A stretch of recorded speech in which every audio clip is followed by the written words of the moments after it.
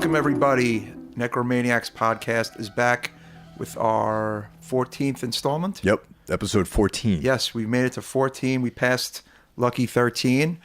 Been a little while, about just under 2 months, which is almost what we're averaging, if you really think about it. You know, our busy lives, but we find our time to do this great podcast and share our opinions with you guys. So thank you all for listening.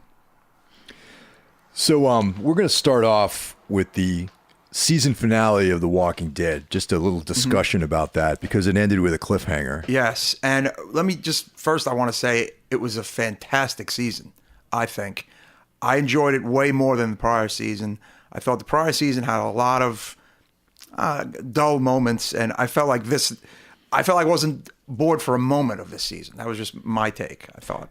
There was a lot of definitely like oh shit moments throughout the season. Like, you know, when Daryl, you're thinking he got killed, and there's a lot of things happen in that. And a lot of the Saviors interaction, I think, was just very intense, and I think very well done. And what about the wolves? Yes, like, and when are they going to come back? Is what I want to know. Yeah, I mean, it was like a 1-2 punch. I think I'm going to refer to them as the gang. Putting the gang through hell has helped the season, I think. Yeah, because we saw the darkest side of them we've ever seen, right? This season. Yes, and it made for great television. And also, I mean, the whole nature of the show, even though they're living in harmony and there's prosperity and peace, something's going to happen because conflict propels the story forward. There's always an uneasy factor, I think, in almost every episode of the show, right? Yeah. Especially this season, where it's like you don't know what's around the corner and you don't know what could have happened with the wolves, with the Saviors. And if you're a fan of the comic, you kind of know some of the ins and outs of what has happened. But of course, like Game of Thrones, Walking Dead has forged its own path, so it makes it more interesting to say the comic reader. And that's what kind of leads us to this season and the season finale, titled "Last Day on Earth," because Mike and I have both been following the comic for pretty much since the beginning, almost. And we're at that point. I mean, I think the comic is like several years behind the show as far as like continuity of the story, like where the story is. Right. So this episode here, this little arc with the Saviors and Negan happened like in the comic book, like maybe 2 years ago. Yeah, about 2 years ago. Yeah, I think so. Mm-hmm. So with that in mind, the TV show can't really follow the storyline to the T. So there has to be some, otherwise, like I wouldn't want to watch it if it was just a retelling of the comic book. Me neither. Yeah. And that's why I think shows like this and Game of Thrones do so well, because it's kind of like you don't need to know anything really about the comic, right, Mike? Yeah. You don't have to have read the comic to enjoy the show. And there's another Kirkman show coming on Cinemax. Oh, really? I didn't know that. What is it? It's Outcast, which is only up to about comic. issue. Yep, it's coming out in June or July, and that's only up to issue like 16 or 17. So, and again, from what I understand, it's its own entity. I mean, I would imagine that the first chunk is definitely going to be from the comic. I have not read the comic. Now I'm going to get it in trade now that the show's coming. So yeah, the trades are good. Exactly. But Kirkman himself obviously is probably a hot TV property. So I imagine this is going to be an interesting show. And I think he turned a great comic book into a show that is, to me, almost always great. I mean, I've complained about it over the years many times, I feel like. Even once on this podcast, I think we had almost a whole episode where we talked about what we didn't like, what was going on. We did. But I just feel like this whole season has been like a joy as like a horror fan and as, a Walking Dead fan. And even the characters that they transfer from the comic book into the TV series are still different enough where it's interesting. Like the governor is a slightly different character than in the comic book. Yeah, the TV governor, I feel like you don't hate his guts as much as you hated him in the comic, no? Yeah, in the comic book, he's more purely evil. Yes. Oh, you know? yeah. And he looks like a young Jimmy Bauer from I Hate God. Yes. In the comic book. He does. Definitely different look they went for on TV. They sure did, yeah. And he has like some sympathetic moments where you're like, oh, I can understand. Like there's a logic to his actions in the series. And even, the time away from when he's out on his own, you kind of see a different side of his personality, and you're like, oh, well, he's turned over a new leaf, he's like, but he has like this dark aspect to his personality, which always sort of comes to the forefront, and that's what I mean. He's a complicated character. Yeah, no, absolutely. And I think, I don't know, people would be like, well, which governor did you like better? I mean, no, they're different. It doesn't really, I don't really look at it that way. Like I said, I view them pretty independently of each other. Yeah. And, I'll just kind of say that the comic book one was more reprehensible. Well, also with comics, like just in general, I think like if the sort of characteristic of the medium itself lends itself to different things. I mean, like if you're watching like a TV show, you kind of have to have more depth in the character to make it work. I think that the comic book characters are like a little bit more cut and dry as far as like what their personalities are like and that kind of thing. So if they were to present him as this, embodiment of pure evil, I think that it wouldn't work as well. Like they wouldn't be able to get as much of a story going on. TV needs a little more meat, right? It needs a little more characterization. Yeah, definitely. Mm-hmm. So that leads us to the debut of probably my favorite villain so far. Yeah, that they've absolutely. had to deal with. Mr. Negan. Mr. Negan, and he's probably one of my favorite villains that they've had. Yeah. And he's played by Jeffrey Dean Morgan. From the Watchmen. I thought he was one of the highlights of the Watchmen movie, actually. As the comedian. And I may not have followed much of his career, honestly, in the last several years. But I always knew that if I did see him in something, I was like, oh, he's the comedian from the Watchmen. He also played John Winchester in Supernatural, who's the father of the Winchester brothers. Oh, see, I didn't even know that. So that's cool. Yeah, I'm a fan. I'm a Supernatural fan. I know, you are, yes. I'm a long-standing fan of that show. So, yeah, I mean, he appears at the end of the episode in the final, season finale. And last 15 minutes? Yeah, the last 15 minutes, he has this big appearance. And he looks great. He's got, like, the leather jacket, He looks... the only thing they changed is they gave him facial hair for the TV show. Yeah. Other than that, he looks exactly like Negan. Yeah. So the big happening is the end of that. The POV of somebody getting bludgeoned to death by his bat, Lucille. Now, I will say one thing. I mean, I'm going to say several things. I think AMC did, in a way, rob us of an experience that we thought we were going to experience at the season finale. There's a chance that we may see what we wanted to see in the first episode of the next season. There's a chance. They're not telling us. I mean, the people behind the show are being very, they want you to tune in. They want everything to be, a surprise. But a lot of people, a lot of comments, and a lot of writers and articles were like this. They were very like, I can't believe AMC decided to do this to the fans. Like, a lot of mainstream publications wrote these very kind of like bum out articles. What were they saying? Like, saying like too violent, a missed opportunity to end it the way it should have been ended, and again, getting back to the term, robbing the fans of what they thought they were going to see, and it's like, well, look, I get some people's complaint about that, but again, I think it does come back to the television world. They don't want to rest on their laurels. Maybe they know they are the biggest show on television, right? And sure, they know that maybe the season one, not season one, episode one of the next season is going to be a big one. But I think maybe in order to kind of guarantee it's going to be a big one, they did what they did. That's one thing going through my head with that. Yeah, I mean, it's like, going back to Dallas, like when Larry Hagman, like who shot JR, Right. You know what I mean? Like they want to tease it. I mean, I think they did a great job. I think that you're going to see what you want to see in episode 1 of the next season. It's not like, okay, it's going to be real time. And now episode 1, we're just going to see somebody laying on the floor. I think see, that's the other thing. I mean, there's even a chance, we may not see it like, say, in that we may see it as like a remembrance, maybe, or like a flashback. I'm going to give you my prediction as to what's going on here. Like, it's not going to be like a Gaspar Noé like head bashing scene, because that's not regular. We're not going to see that. I mean, look, they can show some of it. I mean, they could show maybe the first hit. Yeah, they get That's gnarly. probably about all they could show. They get gnarly on AMC for sure, man. They do. They could get a nice first hit in there. Yeah, that's what I think, right? Yeah, they say dick, stuff like that. And I've been noticing on a lot of hour-long cable dramas, F-bombs everywhere. Yep. Outside of HBO and Showtime. So that rule has obviously changed.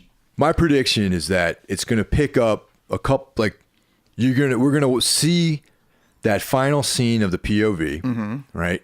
And then it's going to cut to another angle, and that's how we're going to find out who's getting bashed. You think like the body will be kind of in the next frame or whatever, Yeah, like maybe that, because in that end of that season, there's the hit from the point of view of the person being struck. Right. And I think that the second and third hit is going to be a change of angle. Right. And you're going to see who it is. I like that a lot, and I will remember this, and I hope that's what it is. That's my prediction right now. Is they're going to replay those final seconds of it. Because how else are they going to do it? Really, they're just going to show a body. Man, Walking Dead can be weird sometimes. Yeah. They might just show the aftermath. A year later, not a year later. No, not a year later. Yeah. But like them, kind of how their life is now under the Negan control. Not necessarily Negan control, but under the Negan era. Under the yoke, right? Of the Exactly. saviors. Yeah. Because I brought up something to a friend of mine. I went, you do realize that the man only said, "I want half your stuff," right? Like, you do realize that you can look at that as being not that terrible. Like, how they say the Empire might not be the bad guys in Star Wars, and that the Rebellion might be the bad guys. Sure. Yeah. Negan did say, "I want half your stuff." Is that even too much to ask for a man who lost 50 of his own people, at least, massacred by the gang? And this is what I'm getting into. The thing I was going to bring up too is that once again you have like a level of complexity to this guy. Mm-hmm. Like in the comic book, it's very cut and dry that he's a bad guy. Like he's just like insane. He's doing all these atrocities like in their camp. Mm-hmm. Yeah, they have this like army of thugs just going out there and terrorizing people. And he does shitty things to his own people. And he does shitty things to his own people. Mm-hmm. And like women are getting raped and all this creepy stuff's going on. But right now, I mean, the same way that they handled the governor, maybe there's going to be a level of complexity to Negan as well. Yeah, I think so. Because he's kind of a fucking charismatic guy too. Yeah, and in a way, this was his revenge for the messed up things Rick and the gang did to his people. You almost can't fault him in a way. And also, Rick, pretty much our gang, they pretty much went into his encampment unprovoked and killed everyone. Yes, let's not forget that. Yeah, they did it because they wanted to do some trading of goods and services with the Hilltop. And Rick got it in his head that now the only way to survive is to pretty much kill anyone who's not with us, with our group. Yeah. That's pretty much, that was his mindset this season, right? Yeah. That's it. You get the option to be with us. And if or did they even have the option to be with the group? I mean, I guess they did, but it's like, if you're not, you have to die. Yeah. And that's a new thought process. And he started that sort of trip inside Alexandria. Yes. With, even like wolves. It's kind of the wolves thing maybe pushed it over the edge. Yeah. Would you say? Yes, exactly. Yeah. He started that sort of worldview prior to this, prior to that whole fall of whatever. There's like that thing that happened in Alexandria. Right. So one of the things that I would think would be fun would be to come up with our prediction as to who got killed at the end of the season finale. Because in the comic book, Glenn gets murdered at the end. Yes. you know. And as we know, this show does not like to stick to the comic. Yes. Because if it did, Michonne and Rick would not be a couple, obviously. Exactly. And some other people who are dead would be alive, and alive would be dead. And some people wouldn't even exist. Thank you. Exactly. Like Daryl, one of the favorites. Exactly. Right. Yeah. Now, initially, I was like, well, it's definitely not Glenn, because they kill Glenn in the comic. Yes. But I, did a lot of my own kind of internet reading and digging around, and it's like, yeah, there's a possibility that it could be Glenn. Okay. The internet chatter eliminated all women because, well, in the comic, he's never killed one woman. But guess what? This isn't the comic. Yes. Why are we eliminating all these news articles I read and people, they've all eliminated all the women from the kill list. And I'm like, well, what'd you do that for? That we don't know that you can't say that at all, actually. No. He may very well kill the woman. Sure. Right? Yeah. Now, look, to me, there's really only two people that are definitely not being killed. Okay. And that's Rick and Carl. That's it. That's it. Everyone else is Honestly. fair game. And, okay, and a maybe of just under is Michonne. Okay. Because it's the damn anchor of the show. Yeah. And it's a huge chunk of the show. Okay? To me, other than those three people, could really be anybody.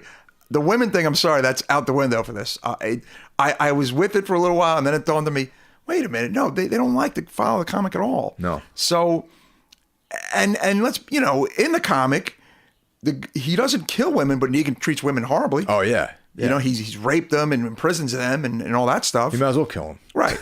So, but with that being said, all right, I'd want to hear more about your choices. Or I spent a whole evening this week trying to put some logic together. All right. So in that final scene, these are the characters that we have. We have Rick, Carl, Daryl, Glenn, Maggie, Michonne, Abraham, Sasha, Eugene, Rosita, and Aaron. Okay. Now within that group of people, there's like the certain characters that I kind of think of as like the B roll. Yeah. They're the B list characters. They're like the ones who don't really, they've only been around for maybe 1 or 2 seasons. You're not as emotionally invested in them. Their color, their background. And in my opinion, those characters are Aaron, Rosita, Eugene, and Sasha. Even though Eugene is like fun, like it's great. I love his scenes. Yeah, I would agree with those 4, absolutely. But they're like, sort of just as foils for the main characters. Yes. Now, the big main characters, we got Rick, Carl, Glenn and Maggie, Michonne, Daryl, and to a certain extent, Abraham. I consider Abraham to be one of the main characters. It would be sad to see him go. Yes. And I'd be surprised to see him go. Yes. So now, just like putting together some logic here, since in the comic book, whoever gets killed, Glenn's death was a major blow. That's still being felt in the comic book. Yes, yeah. It's transformed Maggie in the comic books. Like she's turned into really coming to her own as a result of Glenn being murdered. So I think that AMC is going to go with one of the major characters. So this is going to be like a milestone sort of event where someone gets killed and someone or the whole group is changed as a result of that person dying. So that cuts out all the B characters. Right? So it's got to be one of the main people, the main players. Okay. Now, these are the guys I don't think it's going to be. I don't think it's going to be Abraham, because when Negan was like, I'm going to beat the hell out of somebody, Abraham kind of like stepped up, like he wanted to be killed. He wanted to take the beating. They put the camera on him there. Yeah. So, and he kind of like puffed out his chest. So, Negan's not going to kill him because the guy wants to get beat up. So that's it. Okay. Now, Daryl, they already sort of like teased that he got killed. They kind of like gave you the old switcheroo. And then also there's a revenge storyline with Daryl and one of the saviors. The guy who stole his motorcycle. Yes. So I think that AMC is still going to preserve that storyline. I think that there's a story to tell, so they're not going to kill Daryl. And he's a major part of the show. And people love Daryl. Okay. Carl, I just don't think they're going to kill Carl. No, he's already lost the damn eye. Yeah, he's already lost. He's lost an eye. He's not going away. No. Okay. Now, Rick is pretty much the linchpin of the whole story, so you can't kill that guy. No, he's not going to. Okay. I don't think they killed Glenn. And, okay, my reasoning for it not being Glenn, for weighing heavily on that, is the whole dumpster thing, which just, I don't know, which pissed off a lot of people. Yep. And we already thought he was dead, and it was already a whole to-do. Why just kill him when you spent all this time not killing him? You know what I'm saying? That's exactly my reasoning too. I think he's off the table. And also, for all guys like us who've been reading the comics for years, we know that he dies. So, there's discussions of that going on already. And like, oh, well, they're going to kill Glenn. They can't kill him. And if they really want to separate themselves from the comic, not killing him is brilliant. So. Yeah. Okay. Maggie, that leaves us Maggie and Michonne. All right. Now, there's an argument for killing Maggie. Okay. Because in the comic book, Glenn gets killed and Maggie changes. Yeah. Okay. So maybe in the TV show, they want to do that. They want to flip that script. Yeah. And Glenn changes. That would be interesting. Okay. So that's one. But I don't think it's Maggie. Something in my gut is telling me that Michonne is the one who gets the beating. She gets beaten to death. Yeah, and I'll tell you why. Okay. All right, Rick and Michonne are they're banging each other. New now. couple. Right? Yes. They're a couple. As I crassly put it, they're banging now. They're banging. Yes. So which I back that. That's awesome. Yeah. But every relationship Rick has had has ended in tragedy. Oh my goodness, that's right. See what I'm saying? Lori, eaten by a zombie. Yeah. That other, I can't remember the other character's name. The other woman, the blonde-haired lady in Alexandria. Who's still alive in the comic. Yes. No. In Alexandria. In Alexandria. Not Lori. No, not Lori. Oh no, Lori is his wife. You're talking. Yeah, about. Lori's his Lori's wife. Obviously, she dies. Killed in both comic and in the movie. Yes, in both. Yeah. Right. But in the comic, he is with what's her name? Yeah. Andrea. Andrea, and she's still alive. Still alive in the comic book. And they're a couple in the comic. Andrea is dead in the TV show. Yes. Right. Yeah. And they were not together in the TV show. No. Nope. No. She was with the governor. That's right. Yes. Okay. Mm-hmm. So, but the blonde lady that, remember when they're walking through the zombies with all the guts? Yeah, the one who had the abusive husband. Yeah, the one who Rick killed him so he can have her. Pretty much, yeah. Not a good guy. No. Yeah. So she gets killed too. Yeah, that's true. Okay. True. So now Rick is with Michonne. She has to fucking die, man. She's got to go. Wow. Michonne has got to go. Imagine. And I mean, she's one of probably my favorite characters. Yeah, she's great. I love Michonne. She's in both the comic and the movie. Huge part of the show. Huge part of the book. And Rick, they have to torture that guy. That is He always has to be tortured. He always has to have conflicts. He can't be happy. They always got to put that guy in the worst possible situation so he can do his thing. And that I'm going to say that Michonne is the one who gets killed. I hate to say it, but that's what I came up with. Now, me, I just eliminated all the top people because they're the top people. Although now I'm going to be thinking about your theory. And I was really down to like those four, we'll call them cannon fodders people. Yeah. That's I'm thinking it's one of them. Okay.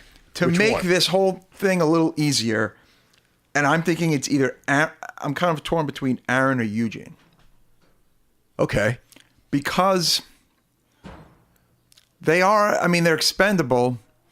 They're important, but in the bigger picture, they're expendable. And I feel like, I don't know. I feel like maybe sometimes they do things with some of these cliffhangers, and they want the public to think one thing, but the reality is that it's another. And by making it a smaller character, it lessens the blow a little, even though the blow is pretty bad. Yeah. But with your line of thinking, I mean, I think it would shake the foundation of the show, right? Yeah. But Michonne is like a long shot. Oh yeah. But it's a long shot. I just using this little logic game that I got here. That's what I came up with.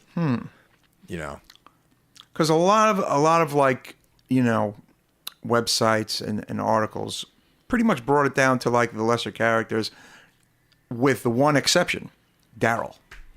A lot of them think it's Daryl for some reason. And then others would say Glenn, but then they would also bring up my thing of, well, no, they don't want to repeat the book. Yeah.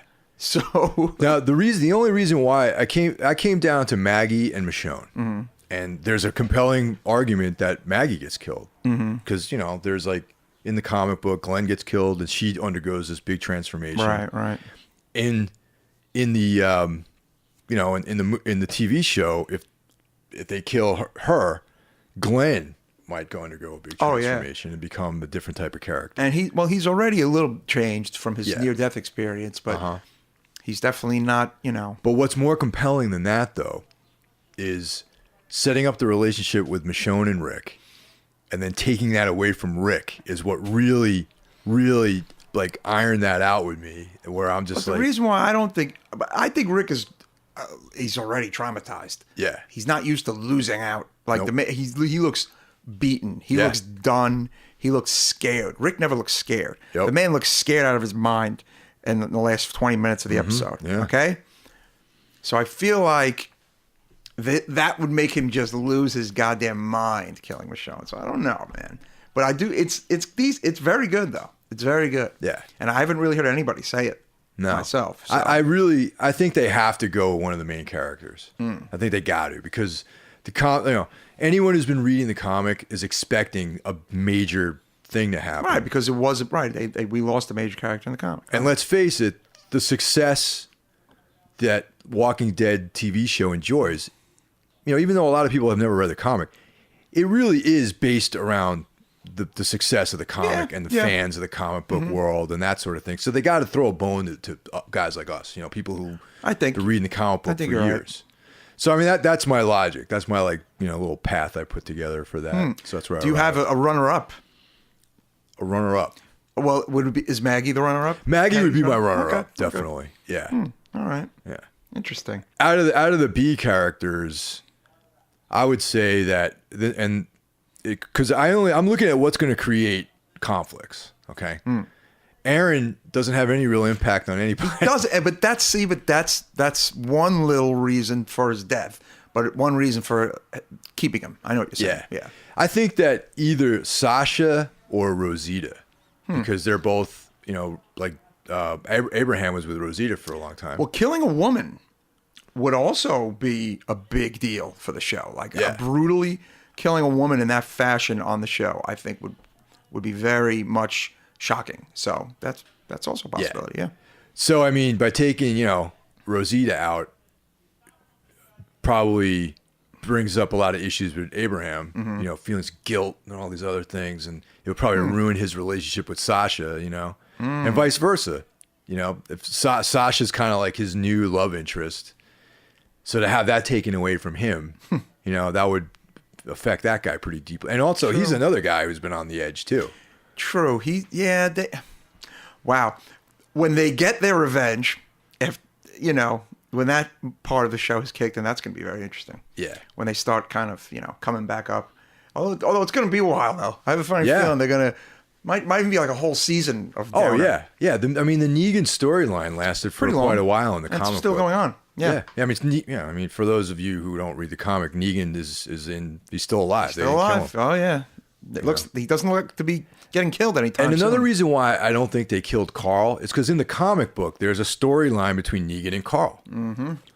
Which is like something that is exploitable as far as like the show goes as well. Yes, I could see that being a great storyline. Yeah. So I mean, those are my my thinking about this whole thing. It's my line of thought. Yes, and I mean, like I said, it's still a huge show. It's a ratings giant, and I think they're going to deliver. So I think you're right. I think the first episode we're going to get something cool. Yeah. But if we don't, oh boy, people be pissed. All right, man. Yes, and that was our Walking Dead little chat. A little late, but it's still relevant. Yeah, I mean, whatever, man. It's cool. Exactly.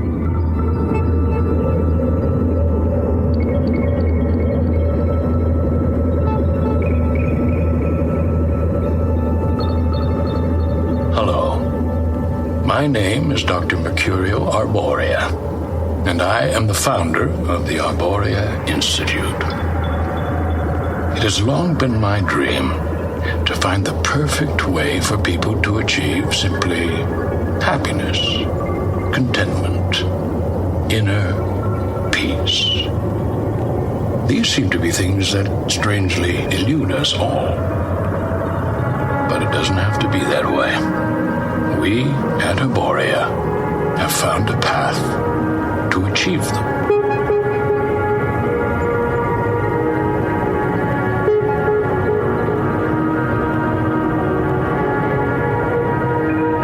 Here at the Institute, we are in the forefront worldwide in neuropsychology and new therapeutic technologies. Dr. Barry. So next up on the docket is Baskin.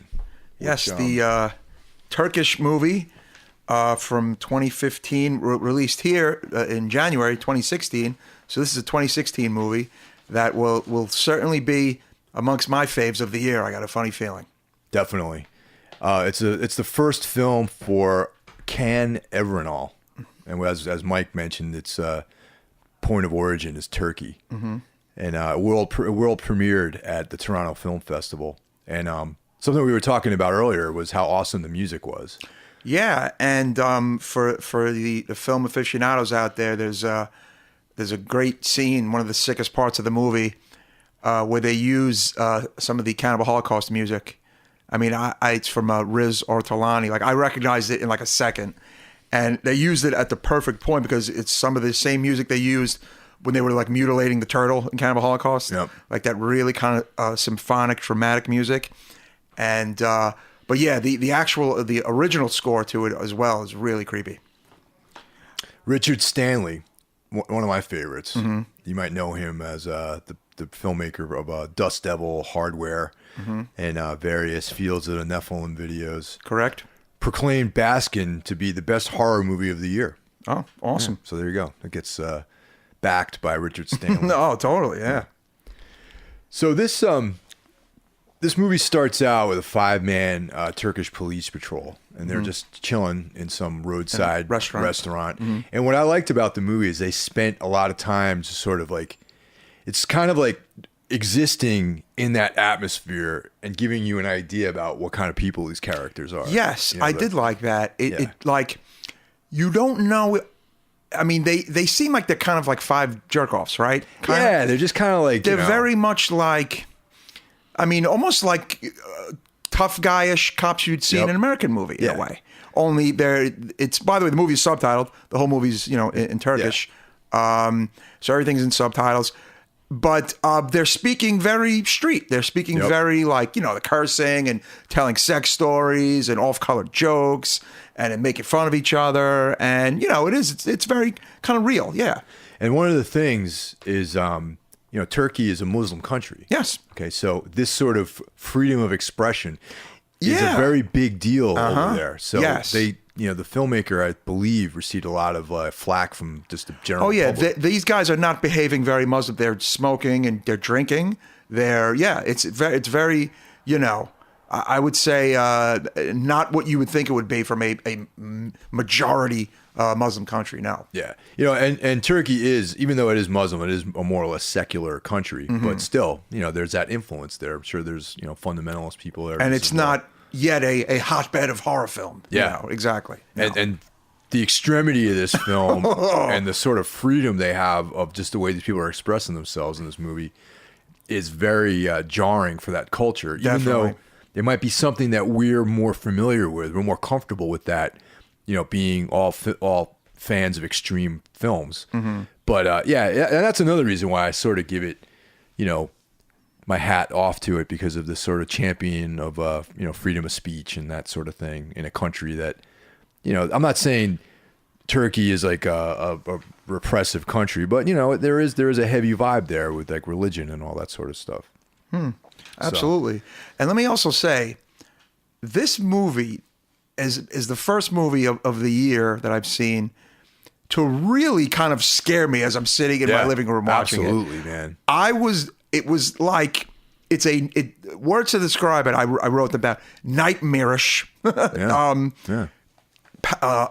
You know, it's like horror inducing film. Would you agree? Absolutely. And what makes that even more prominent is the fact that it's coming from a source that we're unfamiliar with how they deal with like the narrative. You know what I mean? Like, like if we were watching like a French film or, you know, a French horror film or an American made film, you know, or an Italian film, like we know how it's going to develop and how, you know, we have a feel for it because we're familiar with directors from those countries. I want to say this Canaveral was absolutely is obviously I read about it, a Fulci fan.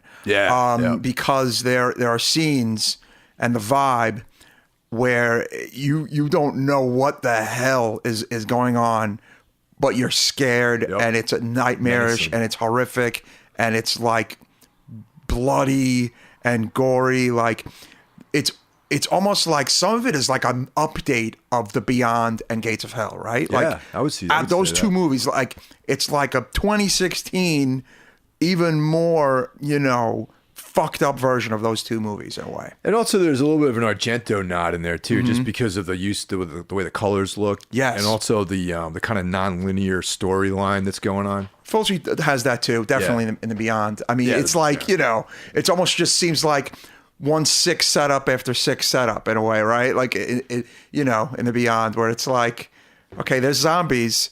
Now there's spiders attacking. Now there's a dog. Like, it's just all these kind of crazy things going on. So these five guys are hanging out, you know, kind of wasting time, probably collecting overtime, like that kind of thing. What cops do, drinking coffee and eating donuts, you know, and that kind of stuff. But we kind of zero in on the rookie named Arda and, you know, the police chief Ramsey. Yeah, there's one he's the oldest of the five. Yeah. And then the younger guy, you know, the youngest of the five.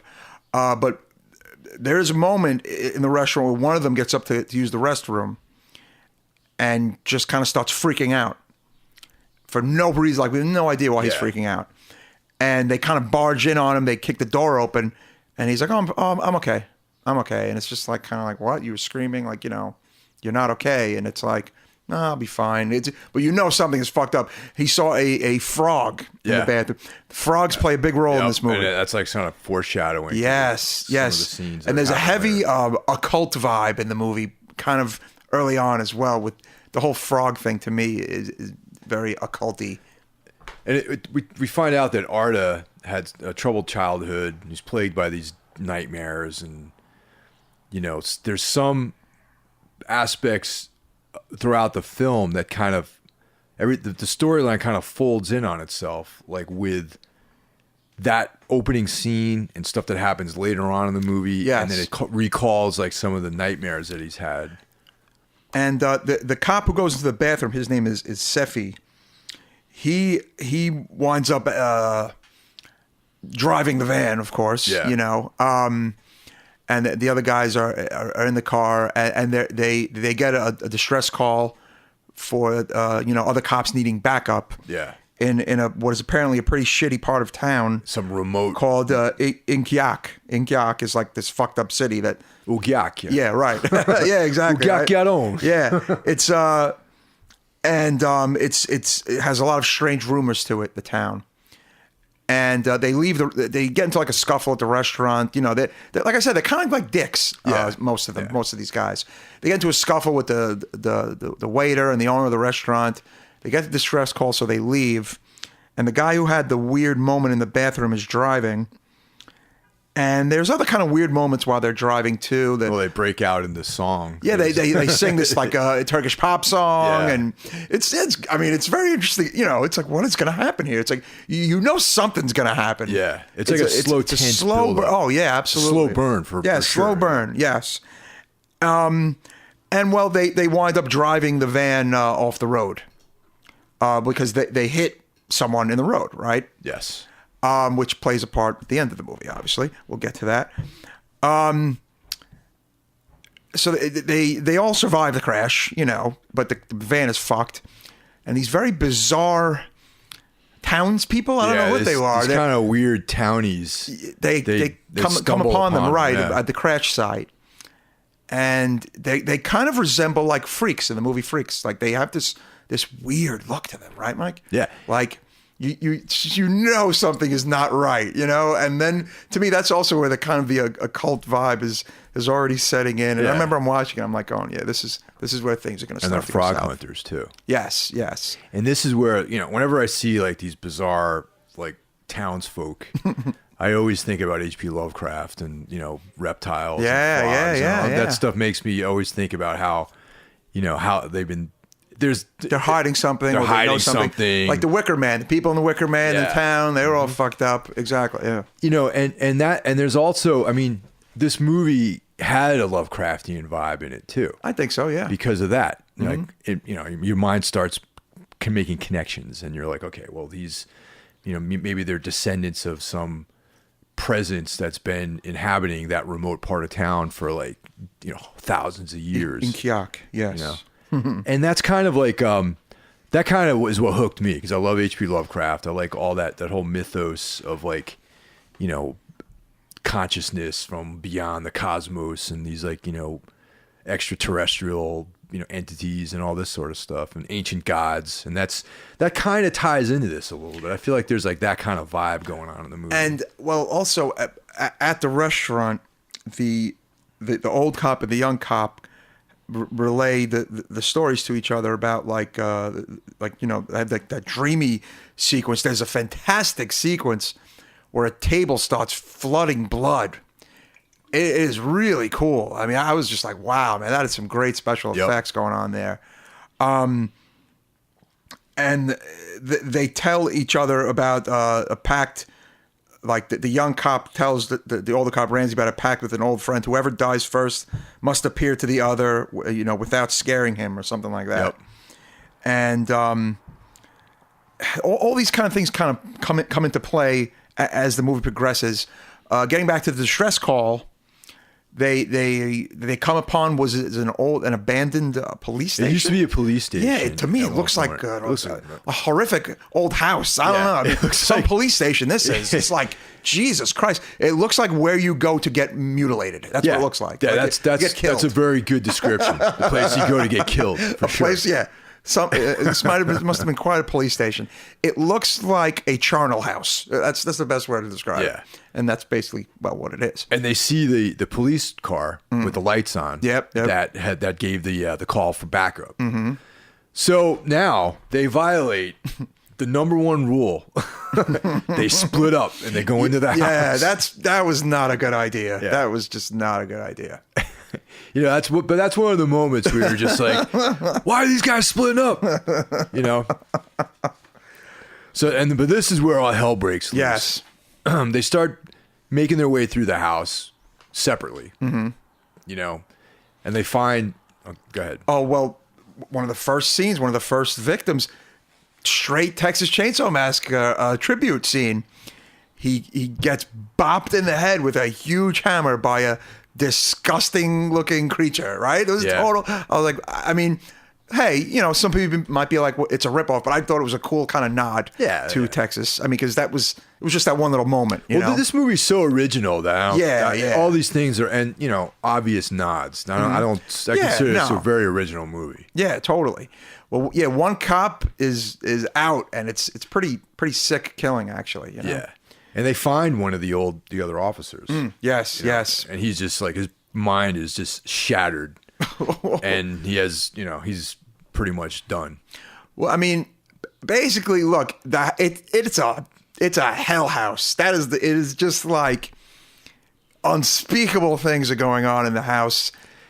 Like dripping people having sex and like these horrific just visions and like people walking on all fours, and you can't even tell if some of these things are human or not. Yep. And it's just the effects job, Mike, unbelievable for a movie, you know, that is, I would say, a small movie in a way. Amazing effects work. You're really creeped out by what you're seeing. Exactly. And similar to what you were saying earlier, like, this movie really creeped me out. And like I said, I've seen, absolutely. I watch a lot of horror movies regularly, and that's no Yeah, small claim. Totally, you know? man. Like all I was the just like, whoa. bloody, undulating flesh and like these bodies like fucking each other and doing all sorts of like nasty it things. packs a punch. Like, I think, I mean, much how, It Follows is really talked about as being scary, and it was scary. It had like a vibe. It had a great vibe. This movie really brings the horror to the horror movie, I think. Wouldn't you agree? Yeah, it's very Faustian. Oh yeah. I mean, Faustian. There's nothing really pulled back. Some of it even reminded me of like Coffin Joe movies. There's a spider scene. I'm not a big spider fan, Mike, let me tell you. But when I see it on the screen, boy, it fucks me up. So there was like some really fucked up spider scene. Well, 2 in the movie. But yeah, we're kind of getting ahead of ourselves a little bit. So everyone gets captured basically by these like creepy, the like cops weird, get these like occult members. Yeah, it's like and their reactions are pretty. I mean, they're like, what? They're like screaming and like very realistic. It's very realistic reactions. Let's just say that. Yeah. There's nobody going, why leave me alone? There's none of that. The one thing, none of them have eyes, which is like another. Everyone's eyes have been are poked gone. out. Yes, They're gone. yes, which is a bit of a foreshadowing. Yeah. Yes. So, this is when we're introduced to one of the more interesting characters, the father. The father, this little man who, I don't know. He looks like he's about 4 feet something. Yeah, but he's kind of built. Yeah, he's like kind of muscular. He's kind of like yoked up, but he's like a little guy. Yeah, and he's like bald and weird, and very and wizened, creepy guy. And it turns out this guy was not wearing makeup. Yeah, that's what the kicker is. That's what this man looks like in real life. Yes, he was a very strange looking man. He wasn't even an actor; he was a parking attendant. Yes, he was like found. They found him, and they just put him in this movie as like some weirdo, may or may not even be human, leader of this bizarre cannibalistic sex cult. So the father's whole goal, his objective, is to get these people to actually join his group. Mm-hmm. So, but he's kind of giving them this sort of, you're either with us or you're going to be killed, basically. Yeah. Mm-hmm. So the first guy, this is where the whole thing of like having people's eyes removed and everything. He's got to apparently. To truly see, you must have your eyes cut out to really see. Yeah, he says that a few times. To truly see or whatever. Yeah, and that's once again just like the sort of internal journey through, the cosmos. This is like once again like kind of a Lovecraftian thing. It's got Lovecraft, it's got Fulci, and it also has Hellraiser. I thought. Oh, absolutely. This movie reminded me of Hellraiser a lot. Yep. For like the vibe and the just I don't know, like some of the maybe some of the music, maybe some of like just I don't know. Some of it reminds me of Hellraiser, like the kind of dripping like wet nastiness of it, kind of like that. Yeah. A lot of that is the like kind of sadomasochistic vibe to it. Yeah, and just the you're in hell vibe. Like in Hellraiser, it's like you feel like you're in hell. Like you're seeing what hell would look like. And that's kind of what you're seeing in the house. Well, that's sort of my take on it is that the father actually isn't human. Similar to like the Cenobites. He's like this kind of like weird, extra dimensional creature that manifested himself in our reality, and now he's trying to get more followers for this cult. So that's why he's bringing these people in here, and sort of they have to fully embrace. And you're wondering, are all these people down in the Hell House, were they once normal people? It's like, whoa, I mean, there's quite a few people here at this point, like a lot of creatures walking around, Yeah. So this first guy, they make him have sex with this like fucking weird. Yeah, like I guess it's a woman. I think it's a woman. I mean, it looks like a woman, but it looks like a creature. It's like yeah. And then she craps out some like weird. Like stillborn fetus. Yeah.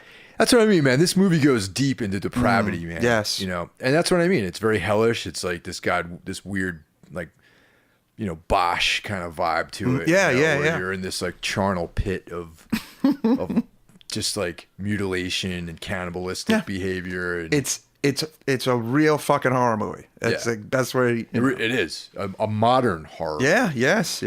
You know, it definitely goes to that next level. So then there's a sort of a twist at the end, which I don't know if should we get into that or not. Well, that's a good question. I mean, the ending is a little controversial, right? Maybe we could talk about, like, well, I don't know. What do you think? I mean, yeah, let's just do it. I mean, we spoil everything. It's true. We're gonna talk about the movie in depth. If you don't want to hear more about the movie, then fast forward to the next film we're gonna talk about, which is the ending of that movie. Upside Down Cross. Yes. But from here on out, we're gonna give you the crux of the ending here.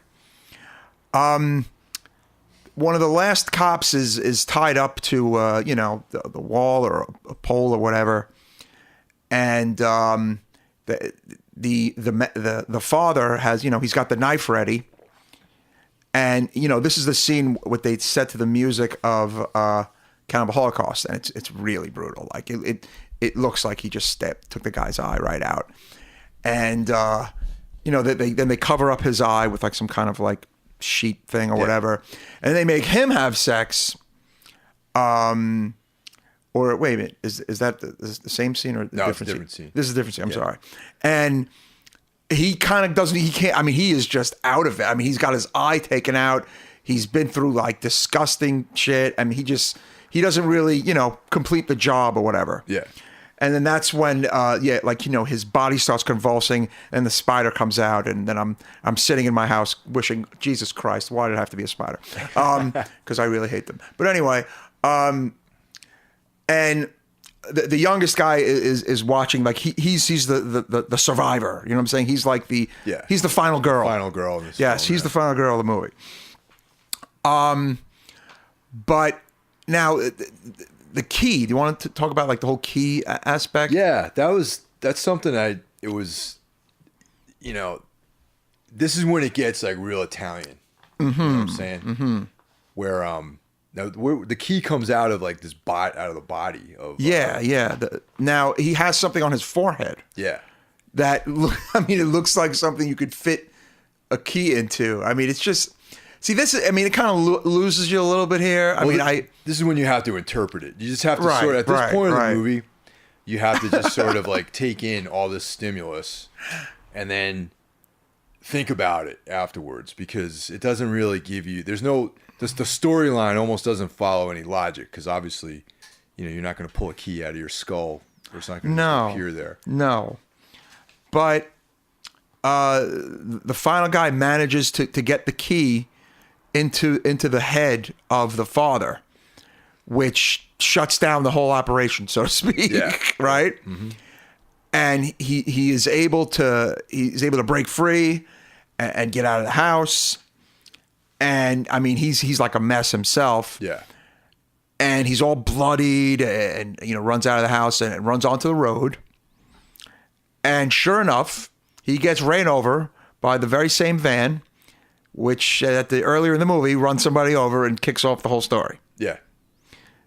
And that's kind of, to me, that's also kind of like, is it like, not like a trick ending, or it's a little bit of a twist to the end, because it's like, oh, wait a minute. So what the fuck just happened? And you're thinking, did all of this even happen? It's like kind of one of those, right? Like you're like, what was real and what was not real about all this.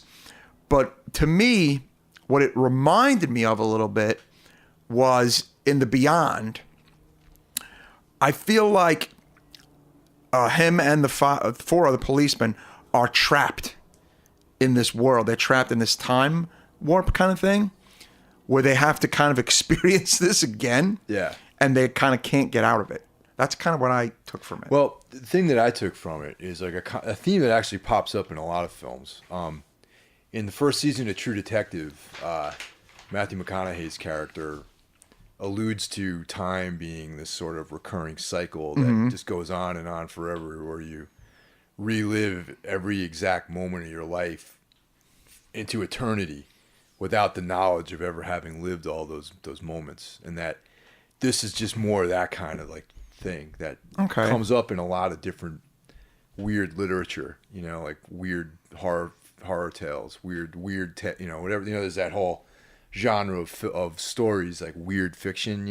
They talk about this stuff a lot, and I think that's kind of what this is. And I think that Arda's nightmares might be like reflections of all these things happening into infinity over and over and over again, reliving all these moments the same way.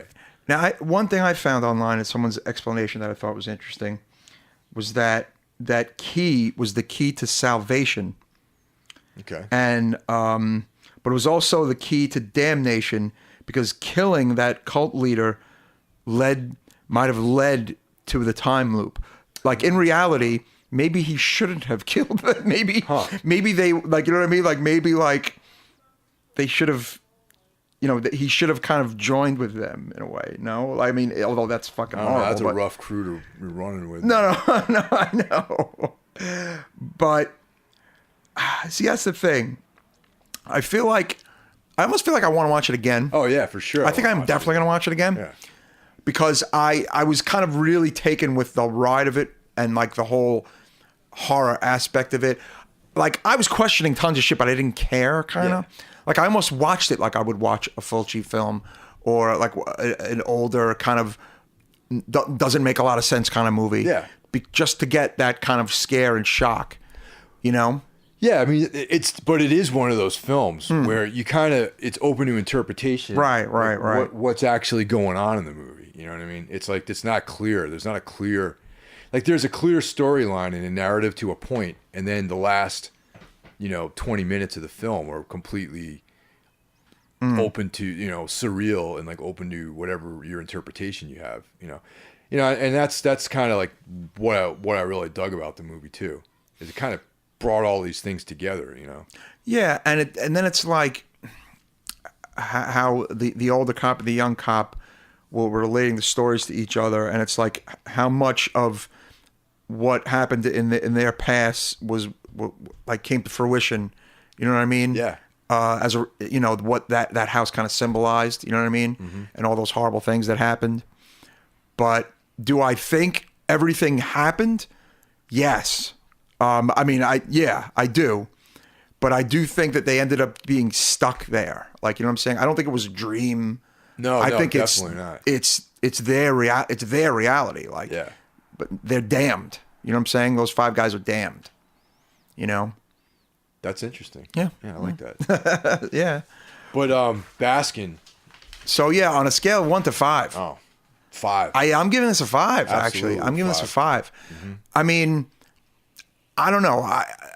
Like I said, to some people, the whole nuttiness of it and the end and some of it's not a straight linear ABC story. It's not. And if you're that horror guy, this might not be for you. Yeah. But I think you'll appreciate the majority of the horror of this film. Yeah, I mean, it's like an esoteric type of film, like tons of atmosphere and like, it's very, very atmospheric. And I think this is going to be a film that people are going to talk about, like the same way people refer to Martyrs. I think that this is going to be referenced in the same way. Mm-hmm. And I put this right up there with Martyrs, like on my and I definitely look forward to seeing what Ken Evernall does next. By the way, this was originally a short. It was called Baskin. Baskin was a short that was it became this movie. Like I've never seen the short. Now I want to see the short. Sure, I think it's out there somewhere. Blu-ray. Yeah, maybe someday they'll have a Blu-ray. It'll come with it. With the short. That'd be really cool. That would be cool. The short was in 2013 and had the same name, and obviously this was his final vision of the movie, and I mean I was freaking floored by this movie. Yeah, believe the hype. Check it out.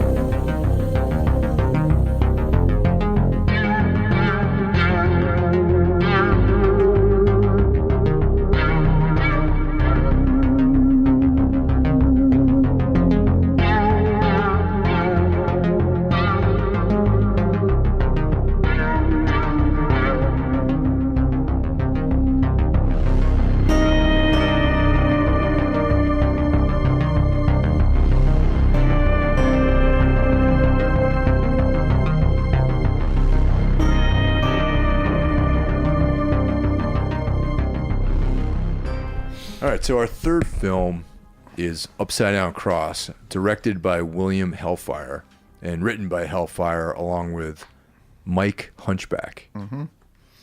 And it stars David Yao of the Jesus Lizard, who plays, I guess, an evangelist. Well, not an evangelist, an exorcist. Yeah, an exorcist. Yes.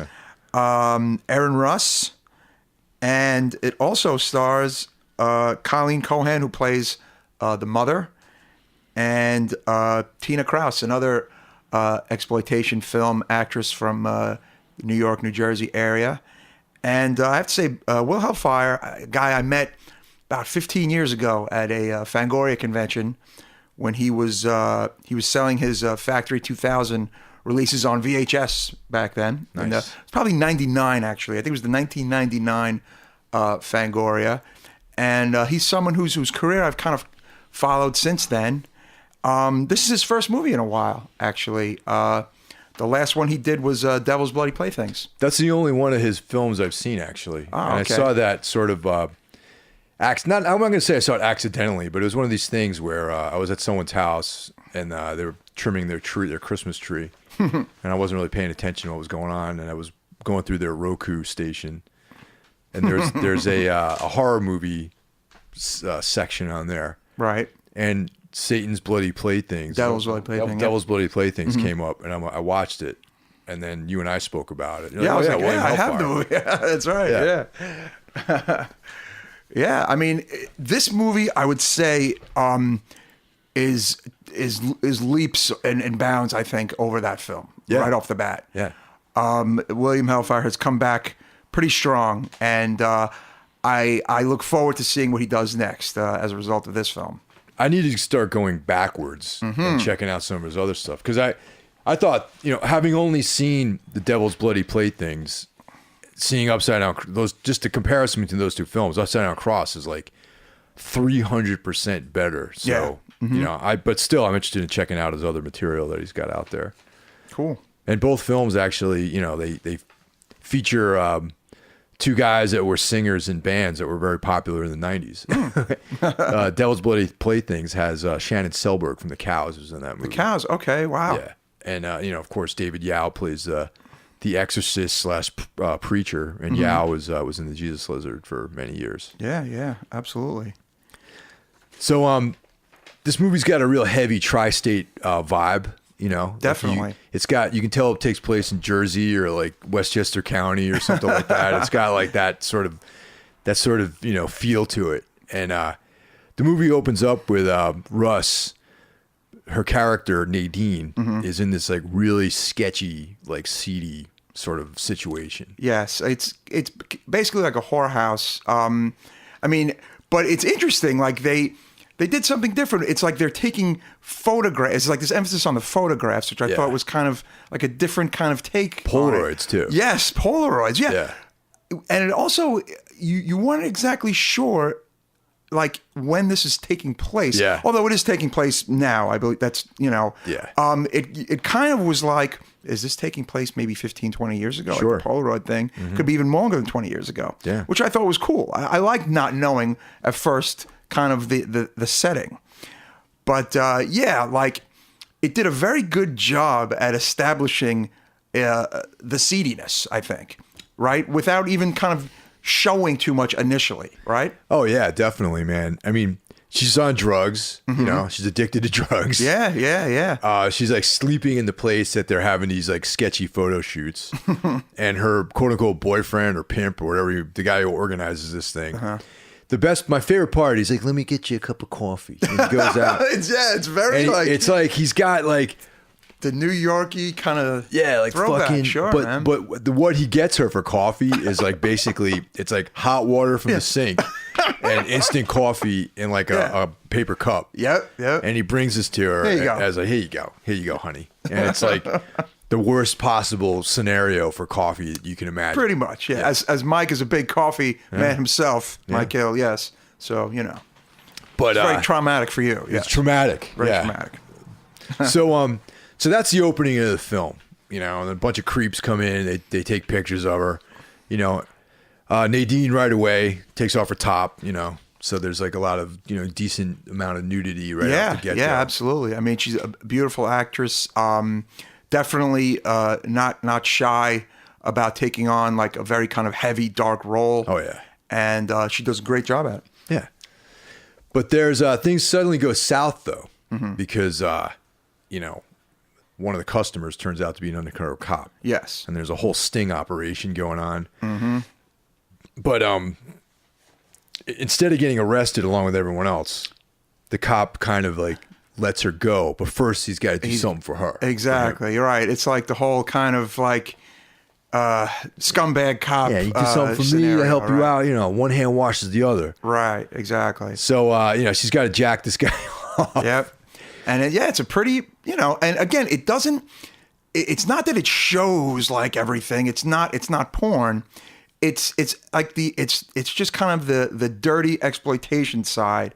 And I like the fact that it you get the vibe of what it doesn't show. You know what I'm saying? Like, and it's kind of like prevalent throughout the whole movie, I feel like. It's it's got a very seedy vibe right off the bat. Yeah. So Nadine's out on the streets now. She's like, she leaves, she's wandering around. She finds her way back to the neighborhood that she grew up in. And then she goes back home to her mom. And her mom is experiencing some hard times as well. Yeah. No money. The house is about to be like repossessed. There's a lot of bills foreclosed. Nadine finds that there's bills that haven't been paid and things like that. Mm-hmm. Yeah. So she's like, hanging on by threads too. And her mom kind of guilt trips her a little bit too. Mm-hmm. She's like, understands that she's had a shadowy past, with drug addiction and whoring. And she's not very warm, Mom. She's not very warm. Isn't really very warm. Nope, no, not very warm. Not necessarily mean, but not warm. You get the sense that she's been through this all before. Yeah, right. And that's, exactly. I guess, probably the root of her coldness towards her daughter. Mm-hmm. So that's where we find Nadine at this point of the film. She's withdrawing from drugs. She's had to convince her mom to let her stay there. Yeah, that I felt I felt bad for her. I was like, the mom was like I can only imagine having to beg to stay home. Yeah. Thank goodness I've never been in that scenario. Oh yeah. You know what I'm saying? Yeah. I mean, we both come from close with our families and everything. Right, exactly. Yeah. Never had to deal with that. But you really kind of feel like the whole kind of desperation of it. And again, good performances. It's very desperation. Mm-hmm. That's the operative right there. Then also you see it's revealed that her mother is one of these Christian, into these evangelists and all these like weird exploitation types of preachers and preachers. Like, Jesus freaky, as they say. A Jesus freak, yeah. And in jest, Nadine tells her mother that she's like, possessed by the devil. Right, yeah, yes. Early on, she's like, stuff. I remember. Yeah. So that kind of sets in motion the rest of the film. Because the mom, believes her, like, takes 1, 2, 3. Yeah. Takes it to heart. Takes it to heart. Well, clearly she's possessed by demons, because she's acting out like this. One of the interesting things was the scene where Nadine's going through withdrawals, and you get a little foreshadowing of the preacher / exorcist played by David Yao, and he appears in her room, and right. There's a lot of weird stuff. Well, there's before he comes into play, there's the scene in the bedroom, which is a really cool scene, with the blood and the statues and like the whole, like what I guess what it would feel like to be withdrawing from heroin. It was just kind of like, cool, creepy scene. Yeah, and then Yao appears like in her room. And there's this one scene with that light, and he's doing this like creepy thing with his hands, and it's like flickering. And that scene, for whatever reason, out of all the stuff that goes on in this film, that one like really creeped me out for some reason. I keep thinking about that. But yeah, he just sort of appears in her withdrawal fever dreams, and then lo and behold, her mother calls him in, to exorcise the demonic possession out of her daughter, who is totally not possessed at all. Yeah, and this is really what made the film really dark. I thought is the fact that there's no supernatural element to the film at all. No. It's just like people believing these things. Exactly. And I felt like, again, I felt bad for Nadine because she almost couldn't be like, listen, Mom, you know I'm not possessed, all right? Can we just, we don't have to do this. Like, I mean, I was like, it couldn't be easy. Like the mother was so kind of fucked up and insisted on her beliefs that, it came to this level. Yeah. And she 100% believed this stuff. And then, we call in this guy who, for a sum of money. Yeah. And right off the bat, it's like, it's like you knew something bad was coming. Although the movie moves at a slow pace, though. Yeah. It's another slow burn, like we said about Baskin. I feel like because there's a lot of buildup before the shit hits the fan in this movie, and but yeah, just right away you're kind of not believing much about our exorcist. Yeah. And of course, as we suspect, he ends up torturing her and abusing her. Oh yeah, raping her and all this other stuff. And but even that wasn't done in like I mean, the material itself is exploitive in nature, but it wasn't gratuitous, I think. No. It's not a feel good movie. It's a dark movie, very dark. But it is not gratuitous. No, I think all of the nudity is pertinent to the story and pertinent to the scenes. And like the rape scenes are, you and I have certainly seen far, far worse in films, bigger and smaller, Yep. I know I have. So, yeah, I mean, I felt like it was done, very well, but also very, the grit was there. You know what I'm saying? Definitely. Very gritty. So at the end of the movie, he just, okay, I'm all done. Yeah, it was like so fucked up. It was just like, and the mother is like, it is no commercial for religion. Obviously, it is just absolutely not. Yeah. And it's just, you just feel I just felt just horrible for the girl, for Nadine. Yeah. So she's, shattered and sort of emotionally broken. And the mother just like kind of lets it all happen. Yeah. And, it's, bummer. And every atrocity that the preacher did, he justified somehow with like, well, this is like, we need to do this to get the demon out, Mm-hmm.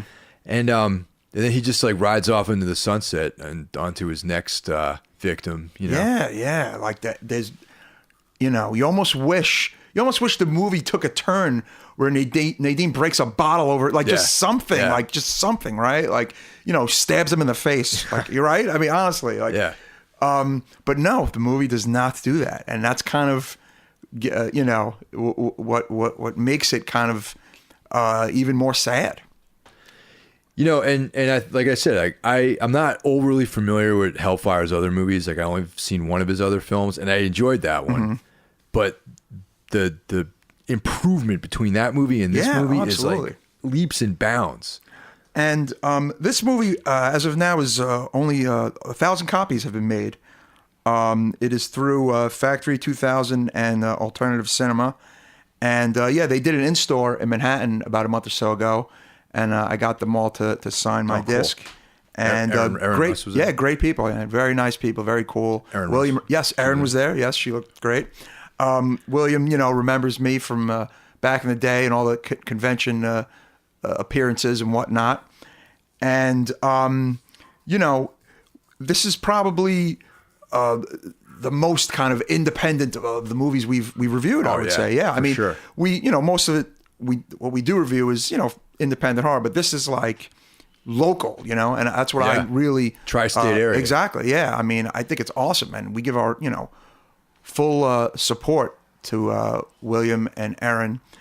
And if you can grab the DVD, please do, man. I'm all about physical copies. Yeah, I got a copy of it as well.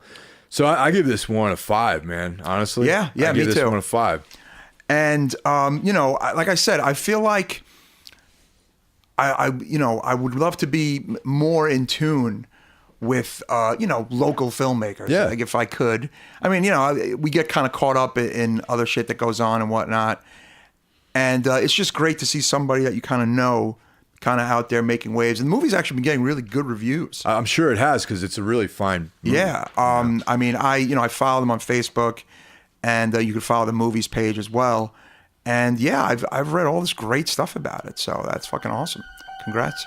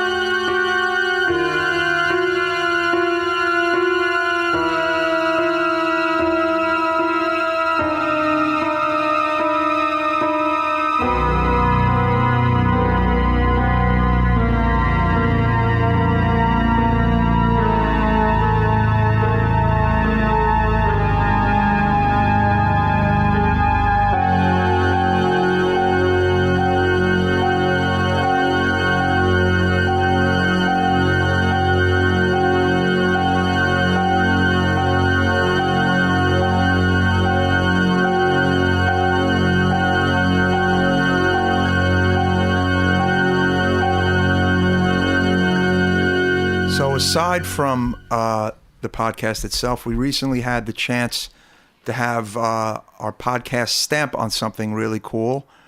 The Legend of Hell House is a great horror movie from 1973.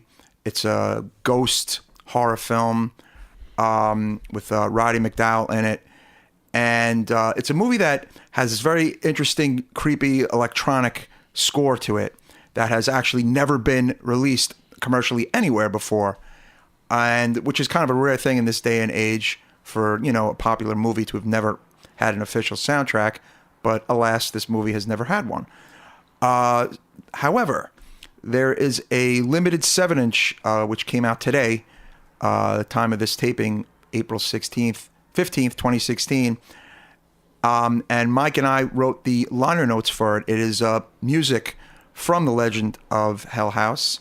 And it was done by a label called Cheddar Records, right, Mike? Cheddar Brothers Records. Cheddar Brothers Records. You know, and somehow they got in touch with us. You know, they sent us a letter.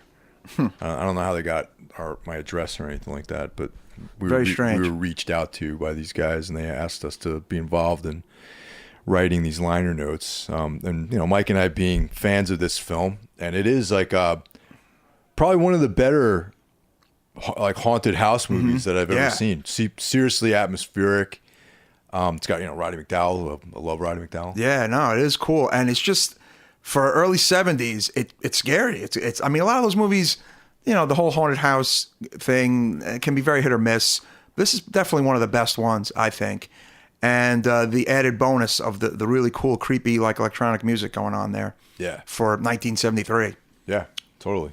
You know, and Mike and I got a chance to write some text, and it's available. You can buy this. There's only 50 of them. Yes, and you can buy this from Holy Mountain Printing, which is primarily they do band merchandise, and you know, they house a lot of online stores for various bands. Yeah, they make great shirts.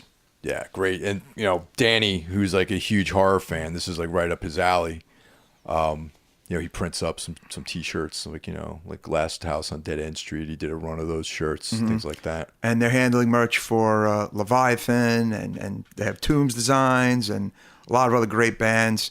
And yeah, it's a very limited run of 50 of this 7-inch with music from Legend of Hell House. And it also has, it comes with some bonus stuff with it. It's in a very nice kind of box.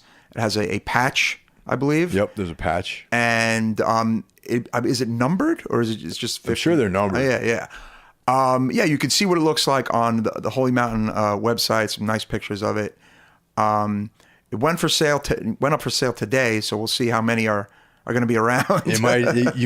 Everyone might be asked out because it might even be sold out by now. It might be. Decent chance. But yeah, it has, the inlay has our logo on it, which is great. And, hopefully maybe this is the first of other kind of collaborations we can do. Yeah. I did have somebody ask me if we had made T-shirts yet. I said no.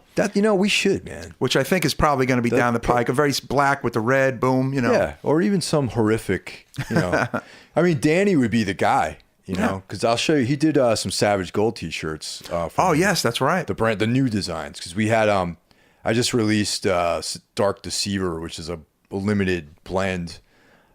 Just to coincide with the release of the new Tombs record. Mm-hmm. And Danny is a huge coffee drinker or whatever, and he did this. One of the guys, not him personally, but one of his artists that he works with, Ben. He designed this like killer, graphic, and the shirt's really nice looking. It's like a large, nice, big print. You know what I mean? It looks like a death metal like kind of T-shirt. Yeah. It's a few people have said it reminds them of the Tombs of the Blind Dead kind of ode, which is awesome. Yeah. So yeah. So I mean, maybe we talk to Ben or something. And we can have like a shirt with like some brutal, like horror inspired thing. I would like that, but I definitely would like our little logo somewhere on that puppy, totally. Because I think it's a fantastic logo. Yeah.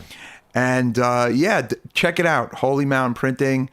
Legend of Hell House limited box set 7-inch. Yeah, it's pretty badass. And we're very excited about that. Yes. Thank you, Cheddar Brothers, for that. Yeah, man. So what else have you been into? Anything new come across your? Well, I mean, it's not horror, but it's a genre. I really enjoyed Superman Batman or Batman versus Superman. Yeah. I'm a big DC guy, as you know, and I thought the movie was great, and I was really into Gal Gadot as Wonder Woman, and I have to say Ben Affleck was fantastic as Batman. I have to say it. Yeah, I mean, I like I've grown to like Ben Affleck, and he's done a good job as an actor. I think his last few films, I think he's done great in. And Gone Girl, great. Gone Girl was great. Cool. I haven't seen it yet. I definitely have to check that out. Yes, you have to see. You definitely should see it. Yeah, I'm not really a big DC fan, but I'm a big Batman fan. So yeah, his Bruce Wayne and his Batman, Mike. I think you'll be impressed. He's definitely won. I feel like he's won people over with it, which is cool. But yeah, I mean, aside from that, getting closer to finishing up, songs with The Last Stand for an EP, and Inhuman's been doing some shows. Maybe some new music there. We'll see. Cool. But now it's just kind of about playing live, and that's about it. Really, work is crazy. The day job. Oh, yeah. So yeah, that's what's been going on for me, man. What about you? Well, I just found today I went to this comic book store and I just saw this magazine called Alter Ego, which is Roy Thomas's Hard Charge Comics fanzine. Oh, let me see the cover. It has a 2016 cover date on it. Very cool. What's funny is I saw a magazine that I almost bought called Back Issue Magazine. Yeah. And it said, and the right on the byline is Back Issue Magazine, the comics magazine for comics of the 70s and 80s. That's the whole magazine. And it has the Punisher. It has like the old school Punisher on the cover. Yeah. So I have to get that. Now I think I have to get this as well. Tell me about this. I mean, I just picked it up today. I found it and I was like, I've heard of it. I heard of it too, but I've never seen a copy of it. And it's it's got Conan on the cover. And it's that's what caught my eye because I love Conan. He's like one of my favorite all-time characters in comics and great. books. This looks as great as Back Issue. Wow. Yeah. Shit. So I figured. Then I saw that it's a Roy Thomas dedicated, and he's one of my favorite comic book writers. Yeah. A guy who he was kind of the it guy in the late 70s and the 80s when it came to these sort of barbarian, like sword and sorcery. He wrote Conan when you think of Conan the Barbarian and Savage Sword of Conan in your head, it's probably Roy his. Thomas. Yeah, it's probably his writing that you've been checking out. So yeah, he's got to be an older gentleman now, and totally. But it's cool that people are still interested in him. Were you ever a big Savage Sword fan? You ever read that? When I was maybe in my late early teens, I would buy it on the newsstand. Actually, I remember I had because the artwork just floored me. Oh, I mean, And funny, it actually had nudity in it too. Oh yeah. Oh, that was a big selling So that was a point. bit of a selling point for me Totally. as a young lad. Yep. So that's another reason for buying it. I wish I still had those damn issues. Oh man, those are long gone. Oh, I got them all. But man. I would definitely think about investing in maybe the collected versions of some of the Savage swords. I will never part with my Savage Sword of Conan collection. I have pretty much the entire series. Wow, that's great. And the thing I loved the most about it was, the great artwork, like the Roy Thomas, scripts. And they changed up the writing team later, and it got bad. So I don't have maybe. What year did it stop? Do you know what year? I'm not sure when it actually stopped, but I think that my Late interest 80s? mid to Did it late go that 80s, far? I Yeah, think okay. it faded out. But I kind of like tapped out when Roy Thomas stopped writing. Like I'd read a few handful of issues past that, and it just didn't have the same impact. The whole run was magazine format. Magazine right? It was format. never comic format. Nope, it was black and white. It was like heavy metal format. It was like magazine yeah, format. but black and white though. Black and white, yes. Yeah. That I It was remember. more like the Warren comics, like Right. Creepy and Eerie in 1984, 1994. Man, I am so into that stuff, and I love I wish I was more into that stuff. Like Yeah. I really enjoy looking at that art. Like great.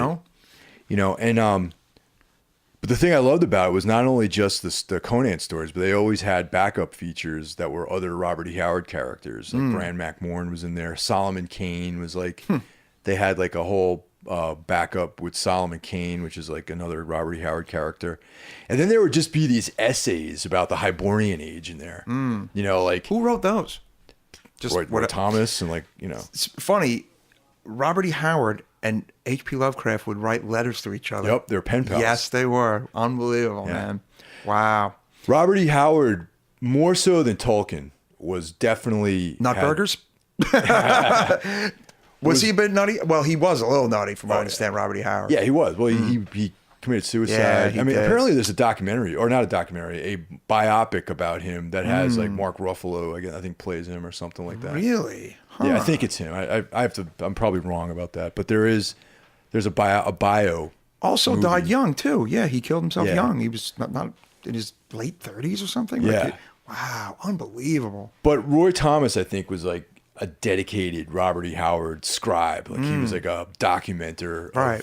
an adapter of his work, and that was like, I was like so into those early stories. I have like such a huge collection of non-Conan stuff too. Even like he had a lot of historical fiction that he wrote. He's a Southern guy, right? He's from Texas. Texas, yeah. Yep. Wow. Cross Plains, Texas. Wow, man. And wow. stories about pirates and prize fighters and Does he war. have does he have an estate? He must. He has to. I Yeah. mean, I don't think he had kids, but he's got to have some relatives. Like, wow, man. Yeah, he has an estate because, all this stuff has to be licensed. Yeah, from him, yeah. like the movies they they have that new Conan film that was. And like Dark Horse still retained. Yeah. They still got. They're still putting out Conan. Yeah, Conan they've had stories. Conan for a long time. Yeah. Yeah. And they're doing a good job. I mean, I've kind of segued more into getting the trades because it's just easier to read them. Yeah. All of that stuff is like series of mini series, and I enjoy reading his trades better, honestly. Dark Horse is great. Dark Horse did a fantastic job handling Star Wars after Marvel had it. They had it for 20 years. It is now back in Marvel's hands, and I have to say, Marvel's doing an amazing Yep, job. I dig the Star Wars stuff too, man. But when Dark Horse had it, very cool. And they do a great job with the Alien franchise. I mean, it's a cool company. There you go. Yeah. Right on my bookshelf Pointing to there. his Alien omnibuses. I mean, they are a very cool company. Well, historically, they've done a lot of really good work with movie properties. I mean, they had a Terminator one. Yeah, that's right. There was a Thing, Predator. Yep. And they'd have crossovers. So they've always handled movie properties really well. The Dark Horse stuff. Dark Horse is like an interesting company, man. Yeah. I mean, it's funny. Like they used to, like Image used to be below them, but now they're below Image. Like Image is like does very well now.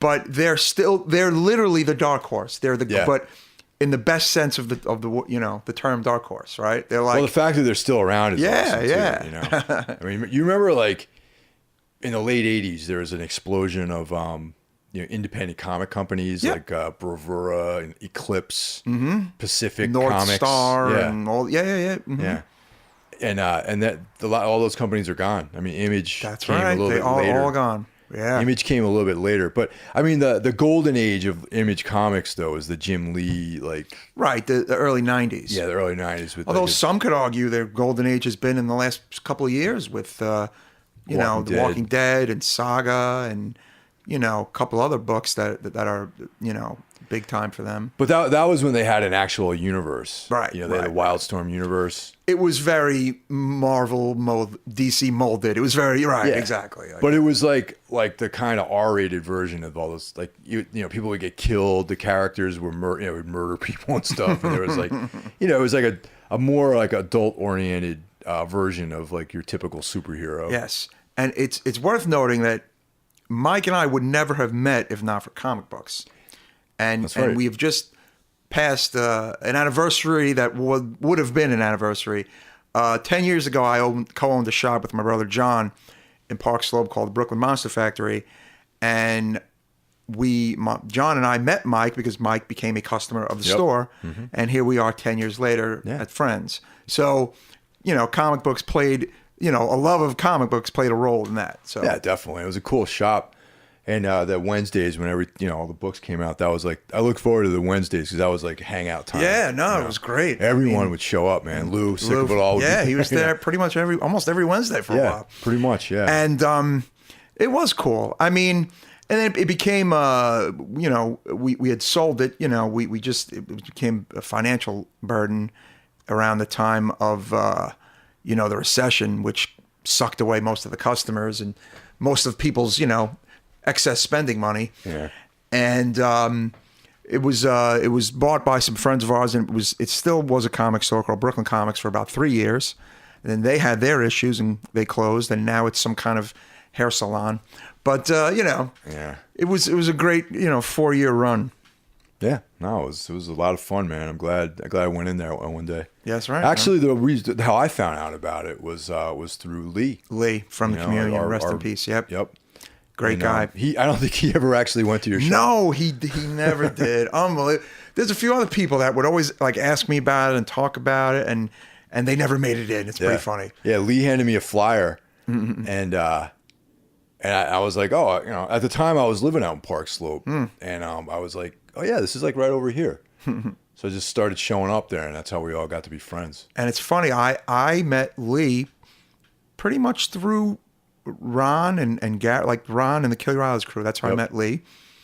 And we'd always just talk about comics and music. That's all we talked about. Like those two things in particular.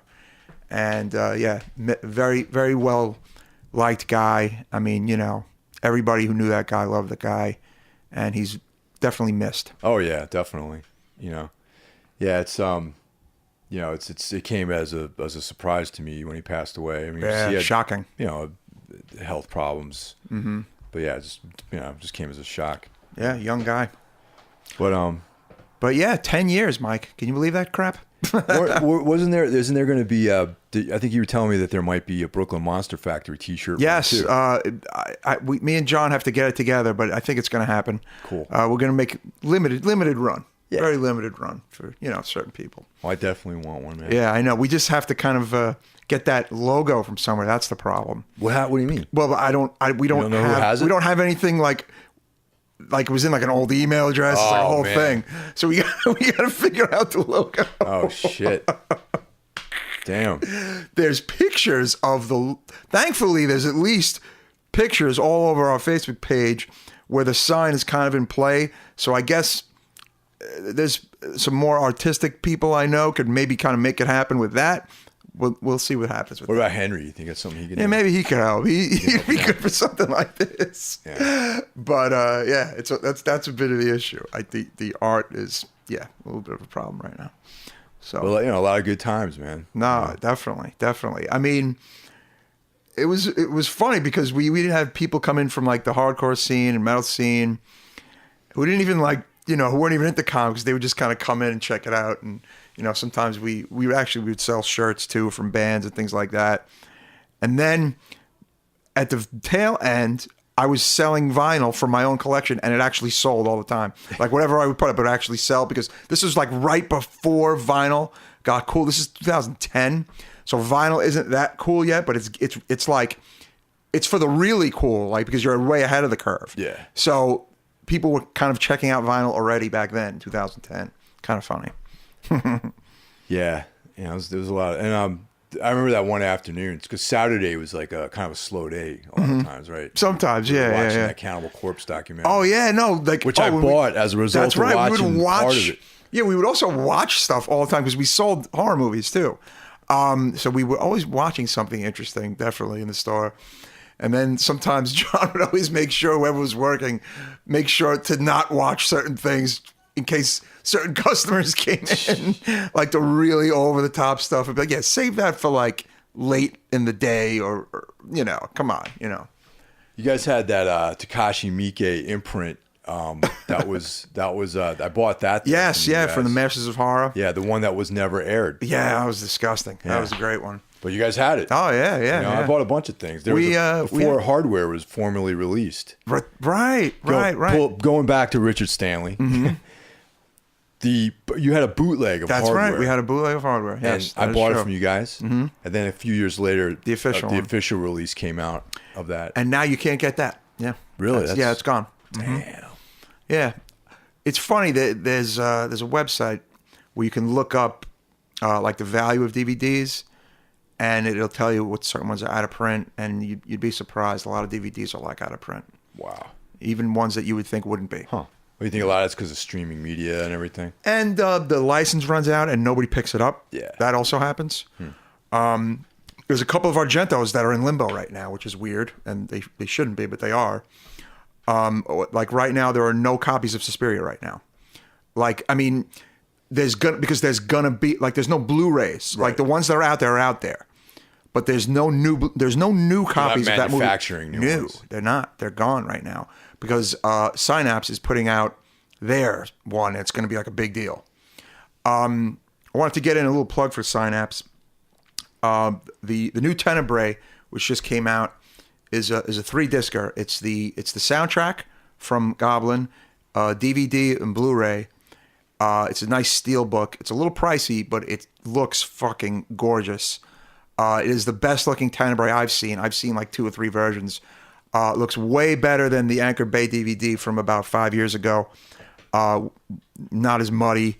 Like the audio, it's a really nice, like copy, pristine version of the film. Tenebrae is one of my faves, so I had to definitely check it out. And they're going to come out with the deluxe of Suspiria. They don't have a date. They're kind of working on it at their own pace, but I suspect that's going to be a big deal. Nice. And they're doing Phenomena as well, I believe. Oh, so cool. Yeah. So, but I think it's what happens sometimes. Like licenses run out. Like some of these Giallo movies that were available just 5, 6, 7 years ago. Now they're $80 DVDs. Because they didn't get picked up again. The license runs out. Also, there's that same company that put out Corruption, Vinegar Syndrome. Yeah, they're a new company. They're cool. They're great. They're doing a lot of stuff. Yes. That's not porno and non-porno stuff. Yep. And they're doing a version of Last House on Dead End Street. Yes. Like finally, this year, I believe it's coming out. And based on what I read, it's going to include all of those extras that were on that DVD. And there's a shitload of extras. Oh, yeah. So Interviews. And it'll be films. on Blu-ray this time because all those extras were not on Blu-ray, and some new shit. So which is great. I mean, I gotta definitely order that one. I would love to see some more interviews of people who knew him. Yeah. Roger Watkins. I mean, too bad. Or maybe if they could find some stuff from before he died, like some other cool shit. Who knows? That would be great.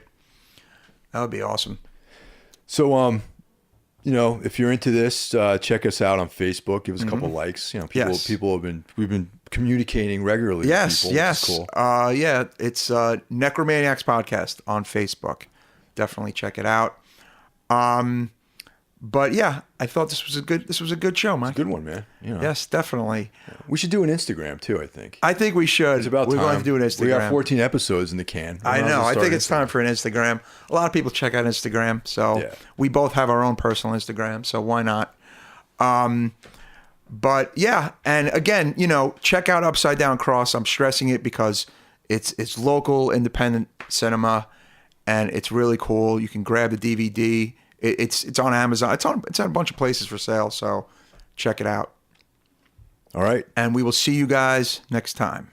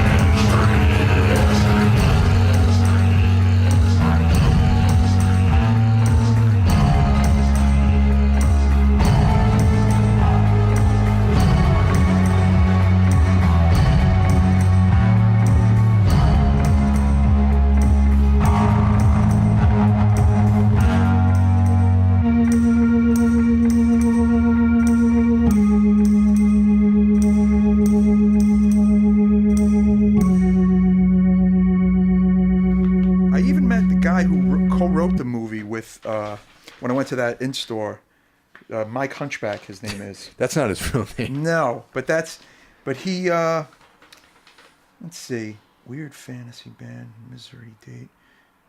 Oh, he was in Nightbirds. Oh, okay. God, I put a little info about him. Strong horror film and culture component, plays guitar. Currently in Screeching Weasel. How did I miss that part? This Hunchback guy? Yes. Is he credited in Screeching Weasel? He's currently in the band now. As Mike Hunchback? Yeah. Holy, That's funny. Wow.